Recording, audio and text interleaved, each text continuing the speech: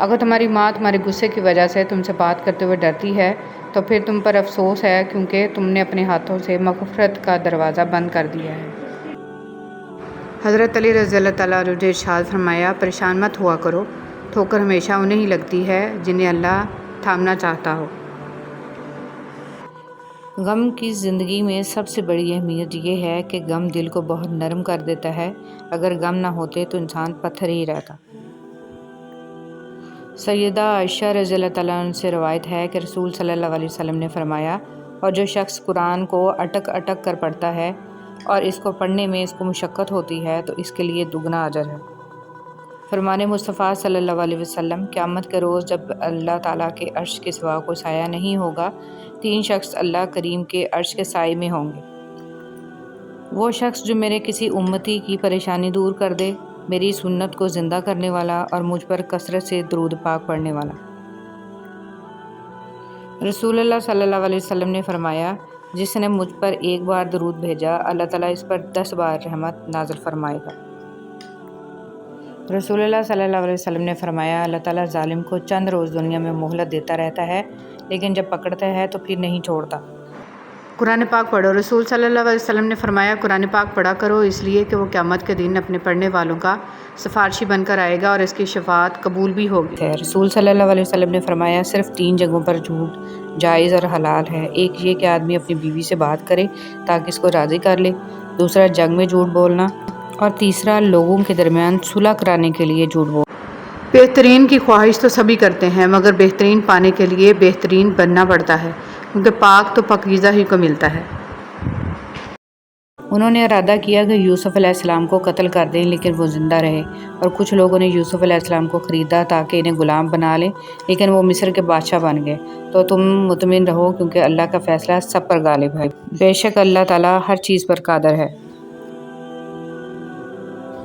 صحیح راستے کبھی بھی آسان نہیں ہوتے، آسانیاں تو ہمیشہ غلط راستوں میں ہوتی ہیں۔ شیطان ہمیں وہاں وہ سب دکھاتا ہے جو ہم آئیڈیل امیجن کرتے، اور ہوتا وہ حقیقت میں امیجنری ہے، سراسر دھوکہ۔ اللہ پر توکل کریں اور صحیح راستہ چنیں۔ شروع میں مشکل ہوگی، اس کے بعد سب خود بخود آسان ہوتا جائے گا، کیونکہ میرے اللہ کا وعدہ ہے، بے شک ہر مشکل کے ساتھ آسانی ہے۔ زندگی میں ایک ایسا وقت بھی آتا ہے جب انسان ہر شے کی حقیقت سے واقف ہو جاتا ہے، تب کچھ لوگ دل میں جگہ بنا لیتے ہیں اور کچھ ہمیشہ کے لیے دل سے اتر جاتے ہیں۔ سوچنے کی بات، ہم دنیا میں اس لیے پیٹے جا رہے ہیں کہ ہم مسلمان ہیں، اور آخرت میں اس لیے پیٹے جائیں گے کہ ہم دنیا میں مسلمان تھے ہی نہیں۔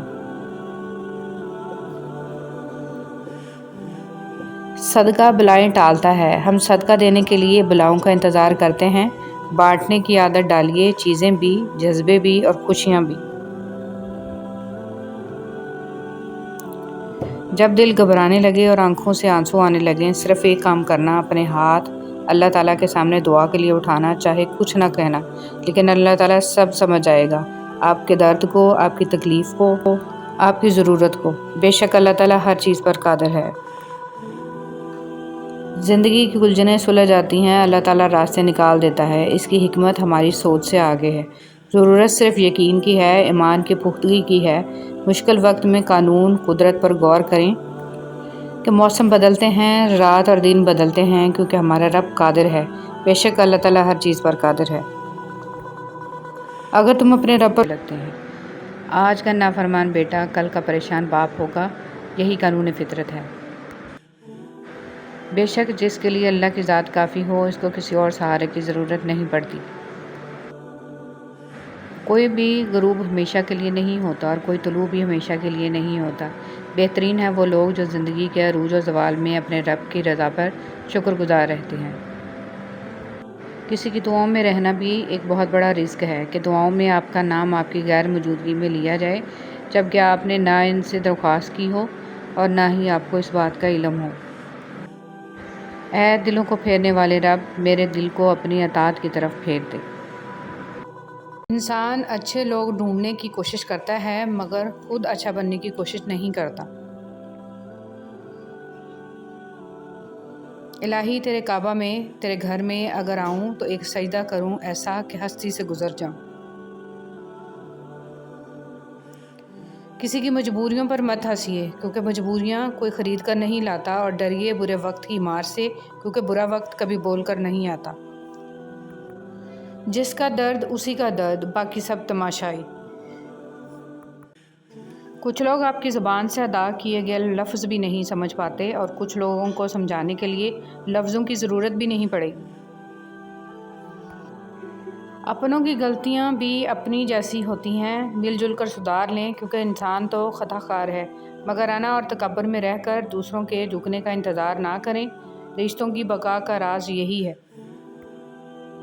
रवैये को तब्दील कर देना बेहतरीन माज़रत है। मर्द जिस औरत को दिल में रखता है, इस पर दुनिया की निगाह पड़ना गवारा नहीं करता, मगर जिसको दुनिया से नहीं छुपाता, इसे कभी दिल में नहीं उतारता, और यही एक कुलिया औरतों को समझ नहीं आता। गलती सिर्फ़ एक सफ़ा होती है, मगर रिश्ता पूरी किताब होती है। कभी भी एक सफ़ा के लिए पूरी किताब ख़राब ना करें। एहसास के रिश्ते दस्तक के मोहताज नहीं होते। ये एक खुशबू है जो बंद दरवाज़ों से भी गुज़र जाती है।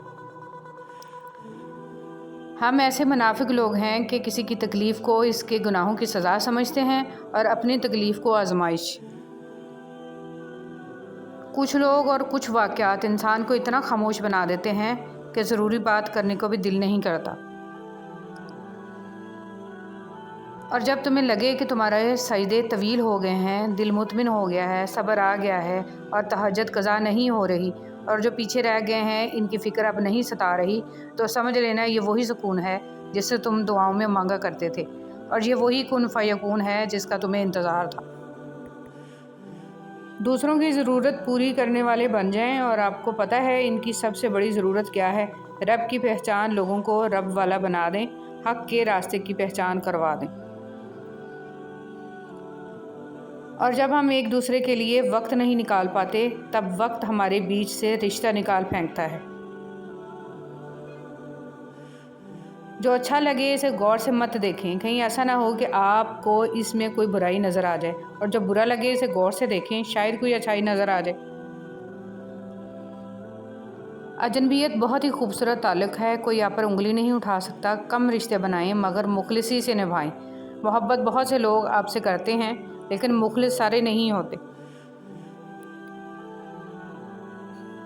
मनफी सोच गलत ऐनक की तरह होती है। हर मंजर धुंधला, हर रास्ता टेढ़ा, और हर चेहरा बिगड़ा हुआ ही नज़र आता है। नफ़रतें पालने वाले लोग बहुत कमज़ोर होते हैं, क्योंकि उनमें मोहब्बतें निभाने की सख्त नहीं होती। बस अल्लाह पर यकीन रखो, वो तुम्हें वीरान कुएं से निकाल के सारी सल्तनत का बादशाह बना सकता है।